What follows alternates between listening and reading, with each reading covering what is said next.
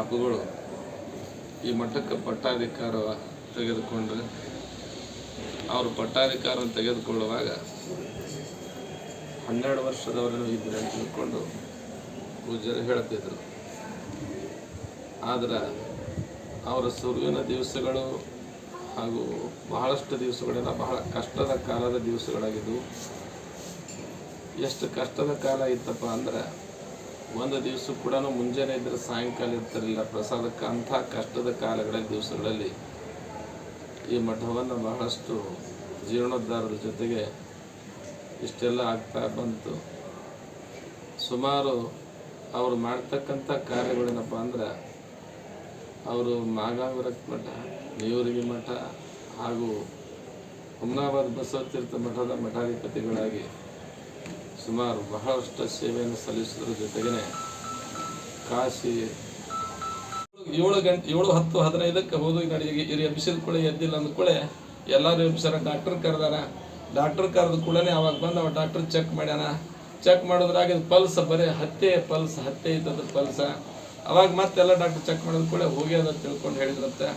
ಅದಕ್ಕಿಂತ ಮೊದಲು ಅಪ್ಪಗಳು ಅವ್ನು ಸಿದ್ಧಂಗೆ ಹೇಳ್ತಿದ್ರತ್ತೆ, ಏನಾದ್ರೂ ನಾ ಅಸ್ತಿಸ್ತಾನಪ್ಪ, ನನ್ನ ದವಾಖಾನೆಗೆ ಒಯ್ಬೇಡ್ರಿ, ಎಲ್ಲರ ದಾರಿ ಒಳಗೆ ನನ್ನ ಪ್ರಾಣ ಬಿಡಿಸ್ಬೇಡ್ರಿ, ನನ್ನ ಪ್ರಾಣ ಇಲ್ಲೇ ಇರಬೇಕು, ಪ್ರಾಣ ಬಿಡಿಸ್ಬೇಡ್ರಿ ತಿಳ್ಕೊಂಡಿರ್ತಾರೆ ಹೇಳಿದರು.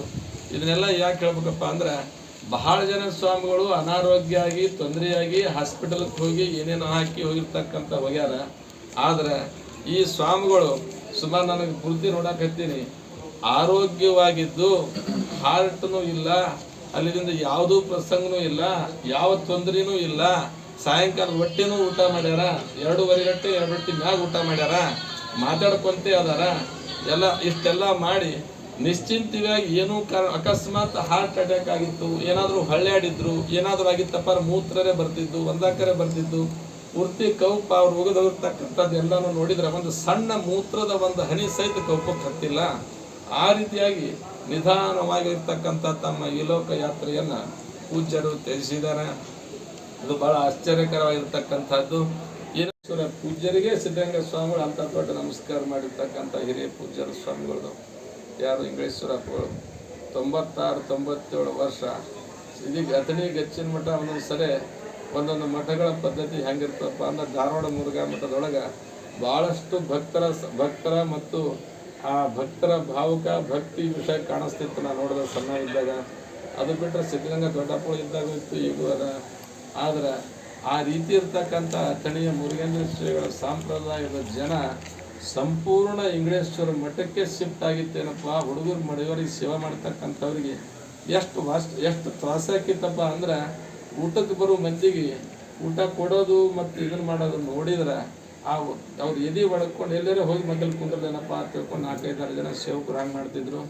ನನಗೆ ಅನಿಸಿದ ಮಟ್ಟಿಗೆ ಅವ್ರಿಗೆ ಹಣ್ಣ ಬರೋದನ್ನು ನೋಡಿದ್ರೆ ಸುಮಾರು ಒಂದು 4-5 ಟ್ಯಾಕ್ಟರ್ ಮ್ಯಾಗ ಹಣ್ಣು ಬಂದಿರ್ಬೇಕು ಅವ್ರಿಗೆ. ಅಷ್ಟೆಲ್ಲ ಹಣ್ಣುಗಳನ್ನು ಬುಟ್ಟಿಗಟ್ಲೆ ಭಕ್ತರಿಗೆ ಕೊಟ್ಟು ಊರಾಗೆಲ್ಲ ಕಳಿಸಿ ನನ್ನ ದಾರ ಹಾಕಿಟ್ಕೊಂಡು ನಾ ಹಣ್ಣೇ ತಿನ್ನಂಗಿಲ್ಲಪ್ಪ ಅಂತ ತಿಳ್ಕೊಂಡು ಹೇಳಿ ಕಳಿಸ್ತಕ್ಕಂಥ ಪರಿಸ್ಥಿತಿ ಪೂಜ್ಯರು.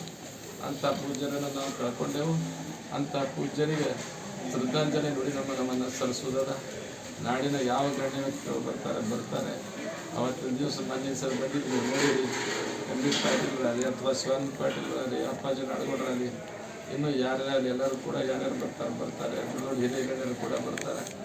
ಆವತ್ತಿನ ದಿವಸ ಅದನ್ನು ನೋಡಿದ ಕೂಡ ಆ ಅಂತ್ಯ ಸಂಸ್ಕಾರಕ್ಕೆ ಕರ್ನಾಟಕ ಸರ್ಕಾರದಿಂದ ಗೌರವ ಕೂಡ ಸಲ್ಲಿಸಿದ್ದನ್ನು ನೀವೆಲ್ಲ ನೋಡಿದಿರಿ. ಅವೆಲ್ಲ ಪೇಪರ್ದಾಗ ಬಂದಾವಿಲ್ಲ, ನಮಗೆ ಗೊತ್ತಿಲ್ಲ.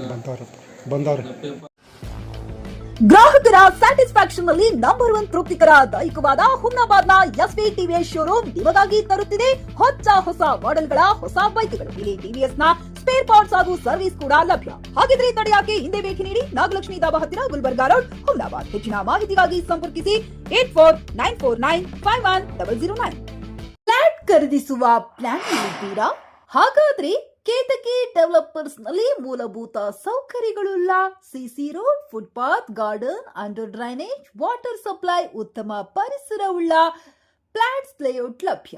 ಬೀದರ್, ಹುಮ್ನಾಬಾದ್ ಸೇರಿದಂತೆ ಹಲವು ಭಾಗಗಳಲ್ಲಿ ಸುಂದರ ಲೇಔಟ್ಗಳಿದ್ದು ಅತ್ಯುತ್ತಮ ಬೆಲೆ, ಇಎಂಐ ಸ್ಕೀಮ್ಸ್ ಅನ್ನು ಲಭ್ಯ. ಹಾಗಿದ್ರೆ ತಡೆಯಾಕೆ ಹಿಂದೆ ಸಂಪರ್ಕಿಸಿ 7676474747 MD ಸಂಗಮೇಶ್ ಚಿದ್ರಿ ಹುಮ್ನಾಬಾದ್.